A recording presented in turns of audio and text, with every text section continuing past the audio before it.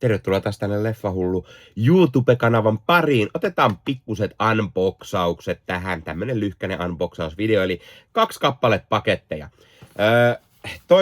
Molemmat on tarkkaan ottaen CD-onista, vaikka toinen onkin sieltä Ginsasta, joka nykyään toimii tuolla CD-onin sisällä. Moni on sanonut, että Ginsasta saa vähän miten sattuu, mutta mä päätin kokeilla ihan vaan sen takia, että oli ihan hyvässä alennuksessa siellä.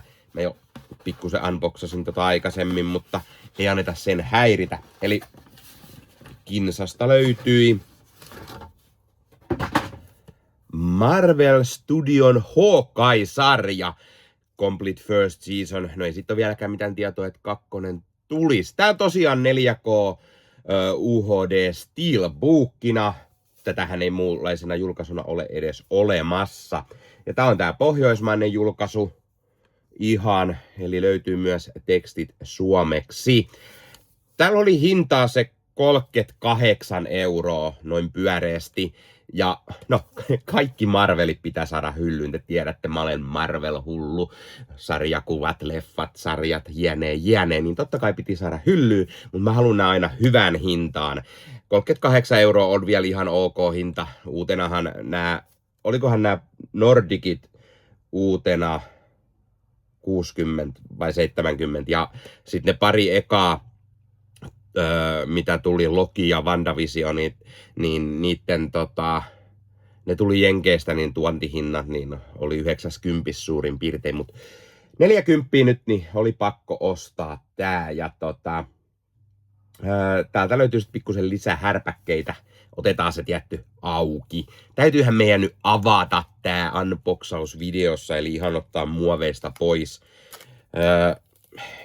En mä tiedä, koska mä tätä katon. Mä oon tämän sarjan pari kertaa nähnyt. Meillä on jaksoa Marvel Podcast Suomen puolella mielestäni myös tästä. Sanon mielestäni, kun mä en aina muista näistä vanhemmista, että miten tuli, oliko meillä ne siellä niistä juttua. Mutta mä oon tämän pari kertaa nähnyt ainakin, niin on hyvä. Ja tää on hyvä joulunen sarja myös. Tää on kiva katsoa joulun aikoihin.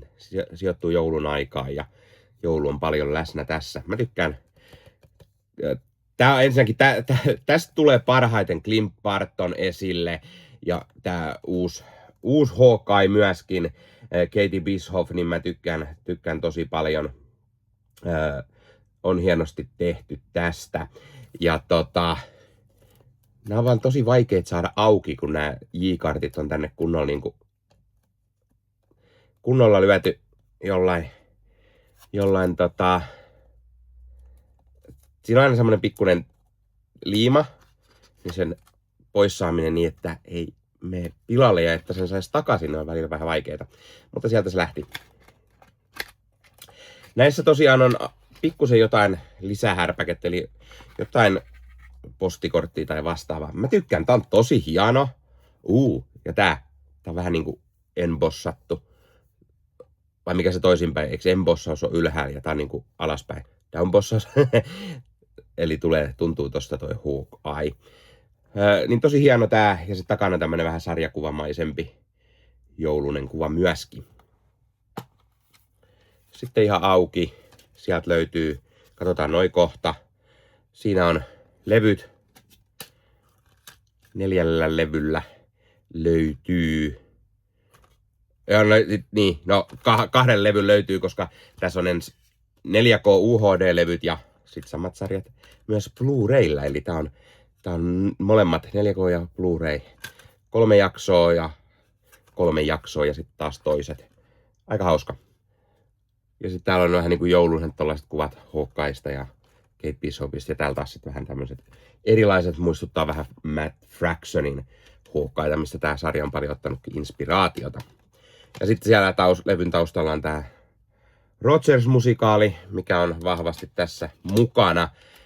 Broadwayllähän on olemassa tämmönen Rogers-musikaali oikeasti, tai oli ainakin hetkellisesti, minkä me YouTubesta kerran kattelin, ja siitäkin löytyy juttua myös meidän Marvel Podcast Suomen puolelta. Ja sitten tosiaan nämä kuvat, mitä tästä mukana tulee, eli tämmönen hieno taidekuva Kate Bishop nuorena tyttönä. sitten Kate Bishop Ronin puku päällä. Clint löytää hänet ja sitten on tää Tracksuit Mafia eli verkkapuku mafia. Tämmönen kuva. 3 pientä taidekuvaa.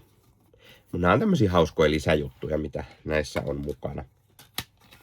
Mutta kuten mä sanoin, niin Marvel-sarja, aina pakko saada kaikki Marvelin liittyvät kokoelmaan. Pikkuhiki, kun on hieman kipeä. Ja tosiaan täällä on sitten bonusmateriaaleja A Tale of Two Hawkeyes, Gag Reel, Deleted Scenes ja Assembled Making of Hawkeye. Tämmönen. Saatiin 1 Marvel lisää hyllyyn. No sitten oli se toinen paketti. Ja se oli CD-onilta, kuten sanottua. Siitä auki.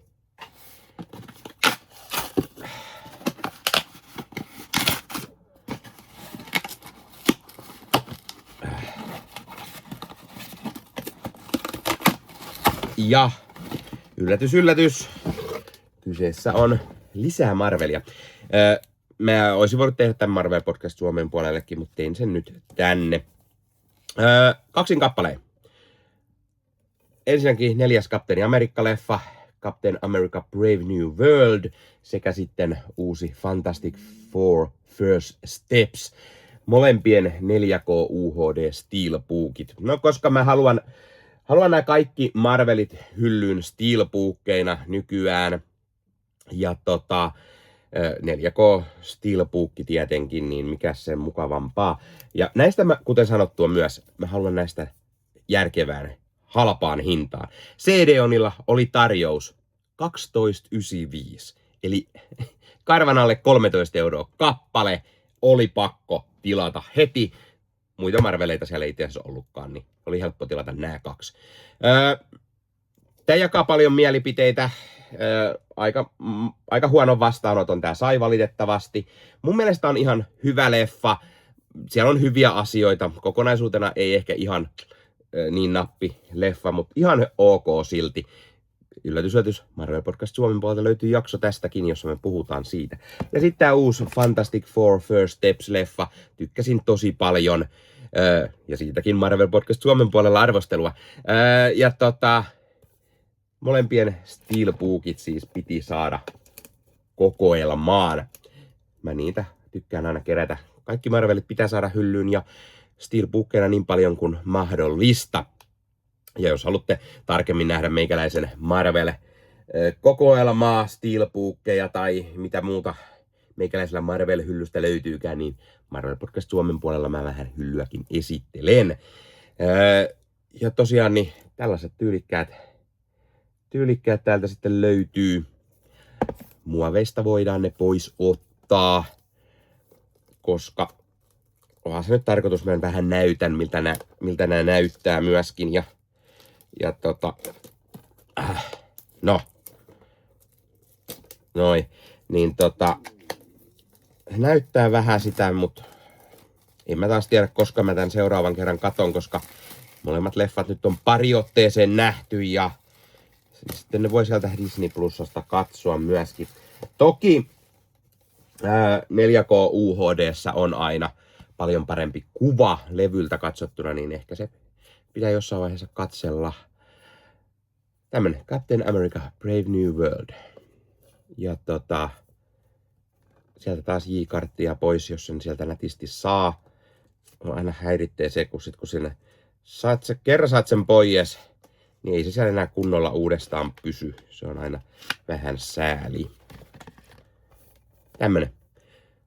Siinä on uusi Kapteeni Amerikka, eli entinen Falcon. Siellä hänet. Ja sitten siinä on presidentti Thunderbolt Ross, eli Harrison Fordin näyttelmä Thunderbolt Rossi. Ja siellä on sitten kapun kilpi. Kiva tämmönen valkoinen. Siellä löytyy 2 levyä Brave New World 4K:na ja sitten löytyy myös Blu-rayna ja toisessa sitten Punainen Hulk, mikä on iso juttu tämän leffan juonessa. Ja siitä sitten löytyypi Falcon Amerikka, Kapteeni Amerikka siis. Ja sitten itse asiassa se onkin koko kuvan. Siellä toisessa näkyy siivet. Ja sitten levyt takaisin. Tässä ei sen kummempaa mitään ole. Näissä leffoissa nyt ei tule mitään lisähärpäkkeitä, kun tää on tää perus Nordic-julkaisu. Ja sitten J-kartti takaisin ja toivotaan, että se pysyy jotenkuten. Tämmönen. Ja sitten Fantastic Four. Se lähti nätimmin. Tai helpommin auki. Nätistihän toi toinenkin lähti, ei se mitään ongelmaa ollut. Siis sinänsä, kun sen sai tuolta vaan repästyä. Noin. Ja sitten taas ylhäältä varovasti pois toi ja saada. No niin. Käteviä kun nämä liimaukset on niin, että ei mennä vaan auki saada. No niin, sit se liima jäi näköjään steelbookin pintaan. Ei anneta se häiritä. Sieltä Fantastic Four ja Herbie ja takana sitten Galactus, Hopeasurffari ja koko tiimi myöskin mukana. Kiva tää tämmönen valkoinen tai pikkusen bacon värinen tämmönen tyylikäs hieno kuva siinä. Ja sitten sisältä, no täällä ei paljon löydy, täällä on nämä Fantastic Fourin niinku 4 hahmon logot sitten ja levyllä taas 4K ja Blu-ray-levyt. Toisessa on tää Baxter Building ja siinä avaruusalus. Ja toisessa sitten Herbie. No ei sitä varmaan pois tarvi ottaa, kun se on se samat noi Fantastic Four kuvat vaan takana. Ja noin. Tosiaan 12,95 oli hintaa, niin olin, että jes, sain molemmat hyllyyn. Nämä 12,95 kappale ja sitten sarja on aina pikkusen kalliimpi, varsinkin kun se on 4K:na, niin 38 €, ihan hyvä hinta. CD on niin omalta, tai niin kuin toimittajana itse CD on näissä ja tää sitten Kinsan puolelta, mutta tuli oikeasti ihan hyvin. Tässä Hawkeyes meni semmonen, meniköhän 1,5 viikkoa, 2 viikkoa, että tuli tilauksesta, eli melko nopeaan. Jotkut on viikkoja joutunut odottamaan, kuukausia ehkä. Ja nämä, mikä tuli sitten CD-onilta itsessään, niin niissä oikeasti ei mennyt viikkoakaan. Oli alle. Olisiko ollut niin, että mä tilasin lauantaina ja keskiviikkona tuli, eli todella nopeaan tahtiin tuli näin, eli tosi hyvä toimitus sitten sieltä. Mutta oli tämmönen lyhkäinen Marvel-aiheinen unboxaus, eli aika kivaa pikku Marvelia lisää. Ja tosiaan arvosteluja sitten käykää kuuntelemaan tai katsomassa Marvel Podcast Suomen puolelta, niin mitä kaikkia me ollaankaan näistä mieltä. Mutta hei, kiitos, että katsoit tänne. Pistä peukkuun, jos tykkäsit. Pistä kanava tilaukseen, muistutukset kellosta päälle näet aina, koska tulee uutta sisältöä ja tilaaminen tietenkin auttaa kanavaa. Jos lisää haluat auttaa kanavaa, niin Leffaillu YouTube-kanavan jäseneksi voi liittyä. Jäsenet näkevät muun muassa näitä videoita ennakkoon, on varmaan tämänkin nähnyt jo ennakkoon. Jäsenet saavat myös nimensä johonkin päin videoon sekä sitten jakson kuvauksiin. Voit näyttää, että sinä olet kanavan jäsen, kanavan tukija ja sitten saat mainetta ja kunniaa sillä, kun olet Leffahullu-kanavan jäsen. Ja muista pistää kommentteja, mitä mieltä olet ostoksista, mitä mieltä olet näistä leffoista, sarjoista, löytyykö sulta näitä steelbookina tai perus-4K:na, Blu-rayna, DVDnä, jne. No tätä ei voi löytyä kuin tässä. Tätä ei ole olemassa edes Blu-raylle, pelkästään 4K-julkaisuna. Löytyykö sulta siis hyllystä? Mitä mieltä olet leffoista, sarjoista ja niin poispäin. Ja ota Leffahullu somekanavat haltuun. Ei muuta kuin ensi kertaa. Moro!